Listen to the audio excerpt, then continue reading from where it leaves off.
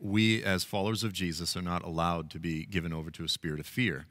Now, that doesn't mean that we don't take practical steps to protect our churches, our congregations, and so there's the practical Okay, side what of happens if they manage to get an atomic bomb through? As followers of Jesus, we're not allowed to be given over to anxiety. That's right. And so now this is the end time conundrum. And I'm trying. This is the end time conundrum. On one hand, we have we have issues to be concerned about. We have dangers to our lives and our nation. We need to elect responsible leaders. We need to pray for responsible leaders. We need to take practical steps and actions to do things that a responsible shepherd does to protect his sheep. Very simple. But beyond that, we're actually called also to lay down our lives for our enemies. You go, well, I don't like that. I'm not going to lay down my life for some jihadi. And I go, well, wait a minute. Jesus laid down his life for you, you ungrateful rebel, right? All of us, didn't he? And so Satan wants us to be afraid of all Muslims so that we won't engage them and share the gospel. Now, ultimately, that's not an option. Jesus said, if you're not willing to lay down your life for my sake and for the sake of the gospel, you can't be a Christian. You can't be one of my disciples. Okay, so first of all, we have to go, Satan's trying to scare us, not going to work.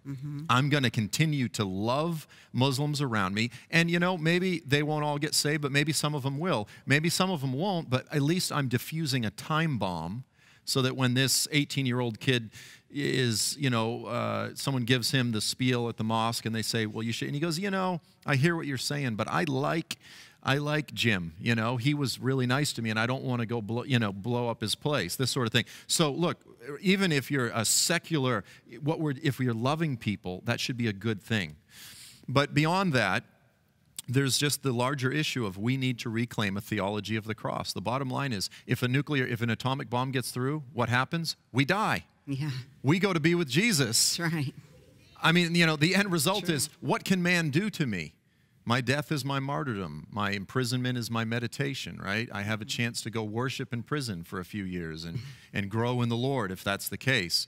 But, you know, that doesn't mean that we don't take all of the practical steps, again, to protect the sheep. Those two things are not in conflict.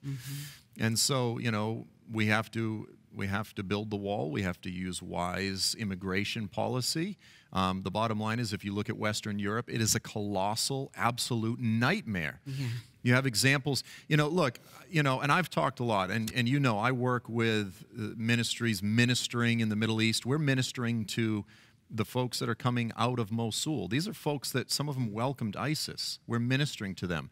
You know, the Lord causes his rain to fall on the just and the unjust, and that's what we're called to be like. However, I also recognize that the just open doors immigration policy that Western Europe has been implementing, it's destroying the entire continent. You have examples where in England and the Netherlands, in just some of these small cities, you had thousands of girls over a 10-year period, thousands that were gang raped, that were groomed into prostitution.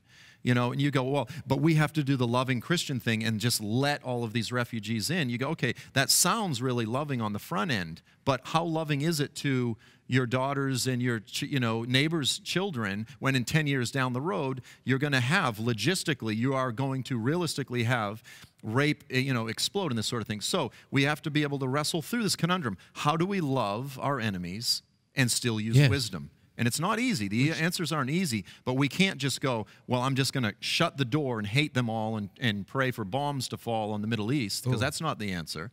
So we have to use wisdom, but we still have to be wrestling through. But what does it mean for me as a disciple of Jesus to love my enemies? And it's hard. These are hard questions, but we have to be doing it.